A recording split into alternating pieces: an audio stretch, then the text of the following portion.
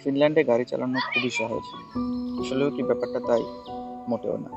এখানে রাস্তাঘাটে ট্রাফিক তুলনামূলক কম থাকার কারণে আপনি ইচ্ছা করলেও খুব বেশি জোরে গাড়ি চালাতে পারবেন না, কারণ এখানে রাস্তার বিভিন্ন জায়গাতে স্পিড ক্যামেরা দেওয়া থাকে। স্পিড ক্যামেরা দেওয়ার কারণ রাস্তাঘাটে যারা চলাচল করে তারা সবাই মোটামুটি সেফ থাকে এবং একটা স্পিড মেনটেন করে গাড়ি চালায়। ফিনল্যান্ডে যদি কারো স্পিডিংয়ের জন্য টিকিট দেওয়া হয় তাহলে তাকে একটা বেশ বড় অ্যামাউন্টের জরিমানা গুনতে হয়। এখানে জরিমানাটা করা হয় মূলত তাদের ইনকামের উপর বেস করে। যদি 5,000 ইউরো প্রত্যেক মাসে হয় এবং সে যদি স্পিড লিমিট যেটা দেওয়া থাকে তার চেয়ে 20 কিলোমিটার বেশি স্পিডে গাড়ি চালাবে, তাকে 5,000 দিয়ে সেই স্পিড লিমিটকে ভাগ করা হয় এবং সেই অনুপাতে তার জরিমানা করা হয়। এবং এই জরিমানা পরিশোধ করার জন্য তাকে 30 দিন সময় দেওয়া হয়। তা ফাঁকা পেয়ে ইচ্ছা মতো জোরে গাড়ি চালাবেন না, কারণ জরিমানার টাকাটা বেশ বড়ই।